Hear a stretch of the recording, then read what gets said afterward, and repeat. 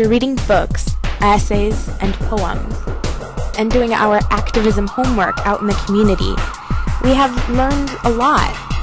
As Stephen predicted, our heads are swimming with images, stories, facts, metaphors, hopes, and hurts. He asked us, after all we've learned, what do we have to say? What must we say? This is our answer.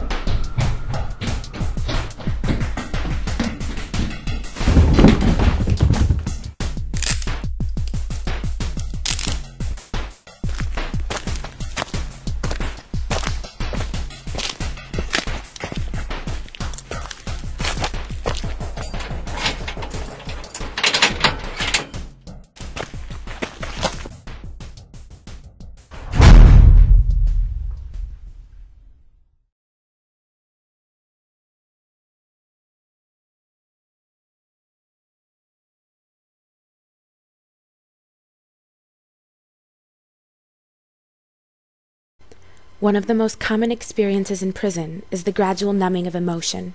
You can't openly express your rage or fear, you suppress them. Your wife leaves, your father dies, and there is nothing you can do in the cell block. Your sense of alienation grows. As the years go by, Christmas without carols or children or presents, birthdays without a simple card, friends dying from overdose or stab wounds, no privacy, not one fucking minute alone. You cease to feel anything. This place is a prison, and these people aren't your friends. Inhaling thrills through $20 bills, and the tumblers are drained and then flooded again and again. Prison is a second-by-second assault on the soul, a day-to-day degradation of the self, an oppressive steel and brick umbrella that transforms seconds into hours and hours into days. While a person is locked away in distant netherworlds, time seems to stand still. But it doesn't, of course. There's guards at the on-ramps, armed to the teeth,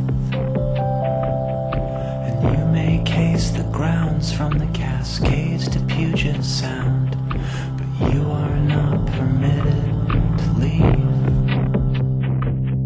Children left outside grow into adulthood, often having children of their own. Once loving relationships wither into yesterday's dust. Relatives die, their loss mourned in silent loneliness. Times, temperaments, mores change, and the caged move to outdated rhythms. Encased within a psychic cocoon of negativity, the bad get worse and feed on evil's awful. Those who are harmed become further damaged, and the merely warped are twisted. Empty, unproductive hours morph into years of nothingness. This is the furrowed face of corrections, in this age where none are corrected, where none emerge better than when they came in. This is the face of correction, which outlaws education among those who have an estimated 60% illiteracy rate. The mind-numbing, soul-killing, savage sameness that makes each day an echo of the day before, with neither thought nor hope of growth, makes prison the abode of spirit death that it is for over 1 million men and women now held in U.S. hellholes. Cody's poem from Tannenbaum's book says, "So how you doing, outside world? Do you remember me? I'm that intricate part missing from the whole, the one you all decided to forget." Though prisoners feel rejected and forgotten by society, many of them will one day be returning to it. Michel Foucault says, "Detention causes recidivism.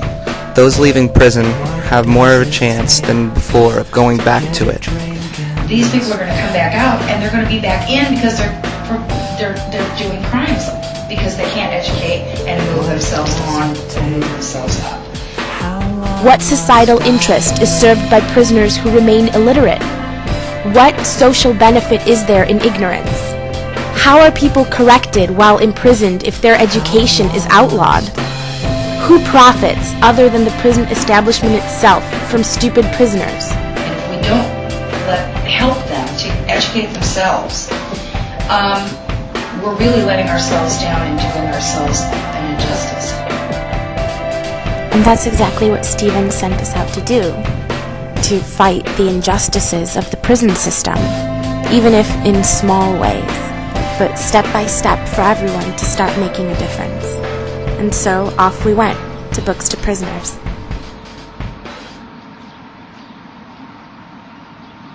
Going into Books to Prisoners, I didn't really know what to expect. On my sports team, I've had a lot of volunteer experiences, but usually they're with little kids, and so you never really think about how you can go out in the community and help older people. And in this case, it was prisoners. So I look forward to that.